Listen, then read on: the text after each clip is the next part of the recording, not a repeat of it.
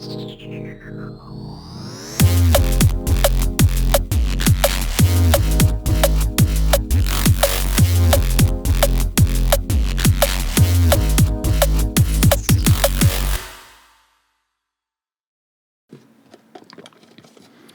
there guys, welcome back. ARTFX right here, and this is another bass design video. I wanted to do a nice video about this new bass sound that I created today. It's kind of like a neuro Reese kind of thing. Well, not really neuro maybe. It's just a standard Reese, but it's a really interesting one. Let's just nickname this one a Super Reese. That would be cool. Now, it sounds like this.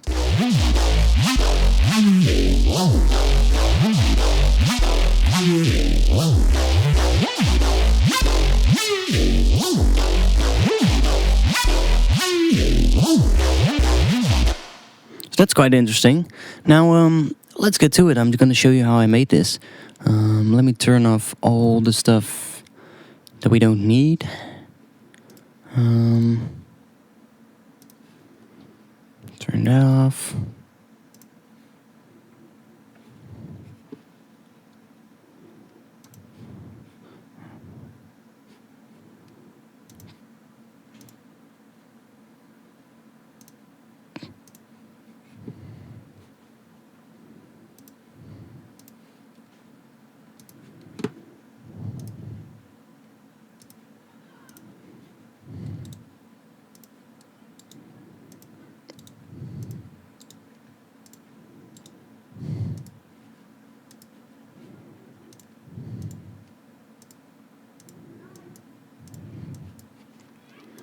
So, the initial patch started off with the Reese 3 wavetable, and you can see where I set the WT position. I'm using the bend plus minus mode to create this shape. Now that sounds like this. I will have to...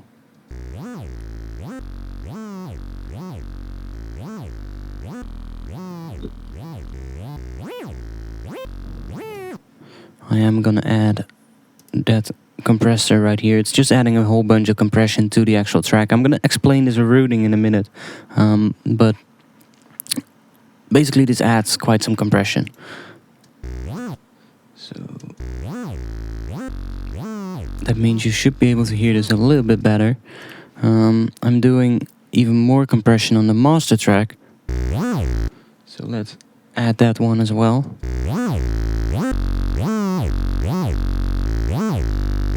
Just so you guys are able to hear this. I added 6 voices to this with quite some detuning.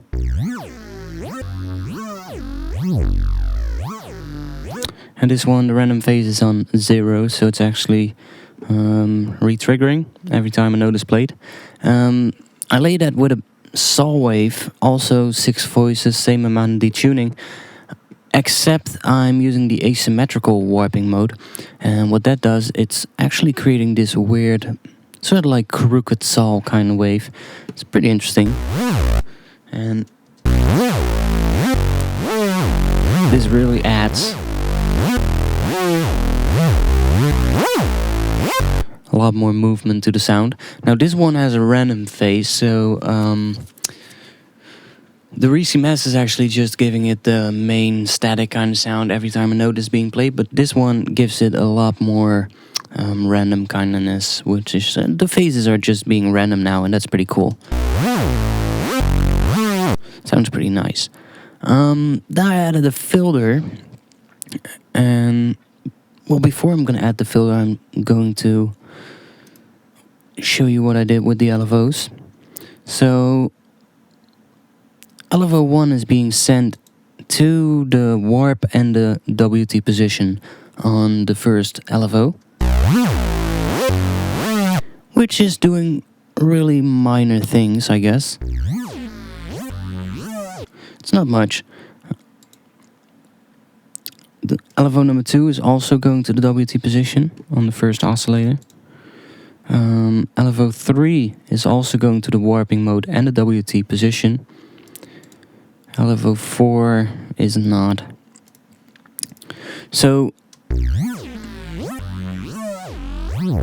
just adds a little bit more movement to the actual bass. There's no modulation on the second oscillator, just using a static saw wave for that. Didn't really need much modulation on that. It already sounds really wide because of the unison. So then I added a filter. It's a bandpass. It's actually the band notch 12 right there. And the bandpass itself is being controlled by LFO number 4 right there.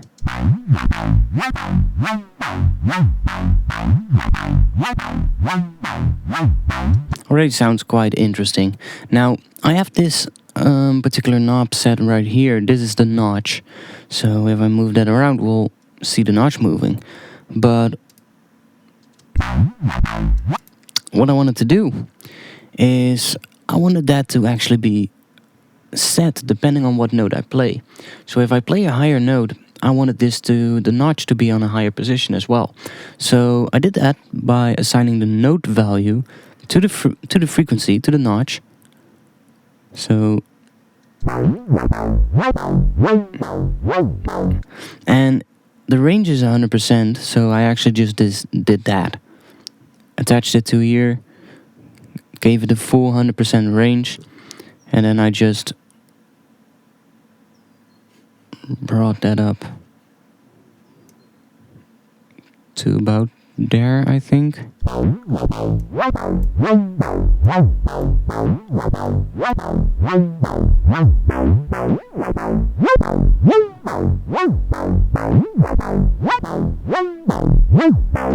Just gives it a little bit more movement.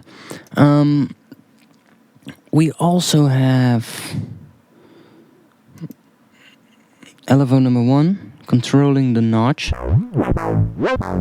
just slightly. Same goes for LFO number 2, and LFO number 3 does not, so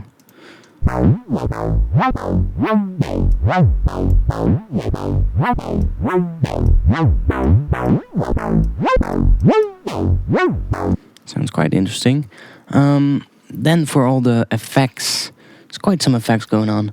The first one I added was a chorus. I don't really hear it right now because I'm controlling the mix with LFO number 4. So every time this goes up, we get more of that chorus.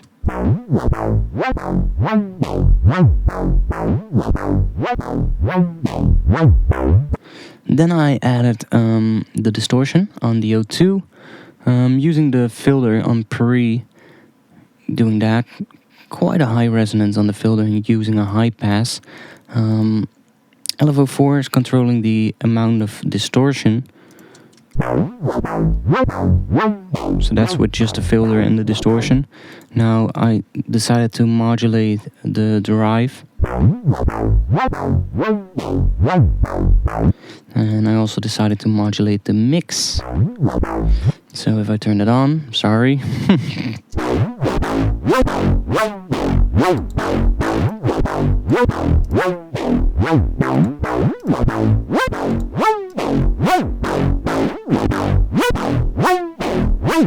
Just adds that additional modulation.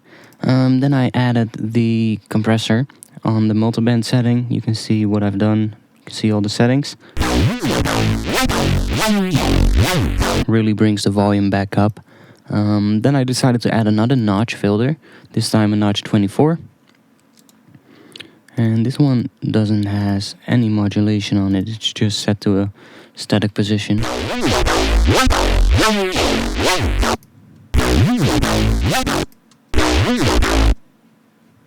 And I'm doing the same thing with the EQ, just making a slight dip right there in the high mids. So I think that's it for all the modulation. I am controlling the notch filter with LFO number 1. Not with 2 and 3. I think that's it for all the modulation, by the way. Yeah. So that's it for the patch. And we're getting quite some compression here. And even more here. But I decided to do something else. I wanted to add some reverb to this. Now, initially I added the reverb on the master track, but in a track, when you're making a track, you won't ever do that. You don't want to put a reverb on your master, right? So what I did is I added the reverb to a send track. However, I wanted to compress the bass signal with the reverb signal together. So those two signals added back together, I wanted to compress that. However, you don't want to add that compression on your master track, because then it's also going to affect all the other things in your mix. Now, this project, I don't have everything. I don't have anything else going on, so I could have done this on the master, but I didn't want to do that. You know, I decided to add the reverb on a send track, so I'm sending that bass line into the actual reverb track, and that is then being sent to the second audio track in this project, to audio track number 2, which is this one. That's then set to the in mode, so it accepts audio as an input. Then I've also took the MIDI track from the bass line, and I also sent that to the audio track. So now here we actually get both the reverb signal and the bassline signal added back together, and those are then running through this compressor. So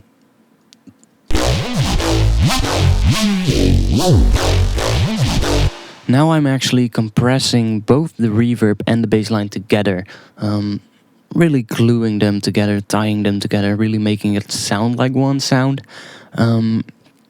And that's then going from this track to the master. So that's then going into here. It's a pretty cool technique, and it sounds pretty nice. Now, there's one more thing I have to talk about, and what I wanted to do is, because we're using a really detuned kind of bass, I decided to high pass this. So we're left with no sub. And then I created a new serum, with the same glide setting, so the pitch bend is exactly the same, but then just using a one voice sine wave in the sub range, like that. Those two together really sound quite heavy. Then I added Maximus,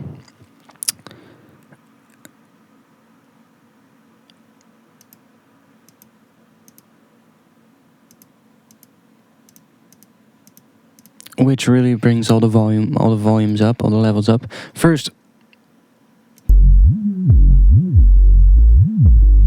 added my a little bit of compression to the subs, and I made the subs mono, even though they are pretty much mono. You don't have to do that, but I wanted to do this, so just reinforces the sub a little bit. Then we have the mid layer getting quite some compression. And then the high layer on top of that. And finally a slightly little bit of compression on the master. Really bringing that level up and really making sure that everything is 0 dB. And that's it for the whole sound.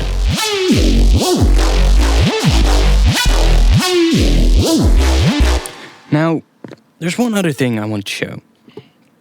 I decided to take all these higher notes, those ones, and that actually sounded really fucking cool. No, but all those sounds, I decided to put them in a new MIDI clip, and I shifted them back to the first grid line, so they're actually not in the same position. As you can see, they're just moved back to the first grid line. And when I use this bass patch in this way, it actually sounds like a really nice lead. Listen.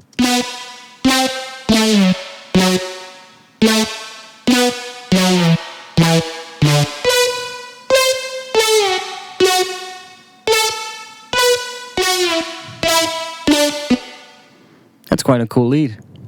So there you have it. How to make a super Reese bass lead thing. So guys, if you like this, like, subscribe, and you can come to my forum, ask you questions about music production there. It's getting slowly more active now. More people are starting to join and starting to post, and it's great. You know, I like it when you guys actually come to my website and yeah, just post your questions there. We are having quite some good conversations already. People are pointing out some really nice things, and I'm waiting to start doing feedback on your music. So if you have some music and you want feedback on that, post it in the feedback forum. Be sure to read the rules about posting your tracks for feedback. If you don't obey those rules, if you don't follow along those rules or guidelines, I won't give you feedback. It's that simple. It's a few small, simple rules that you have to obey or have to follow, and that will mean that I will actually go in and take my time to give you some feedback. So, yeah, you can come to the website now, which is www.artfx-studios.com. On there, you can find the forum by clicking it in the menu, and you will be able to register for an account and start posting right away.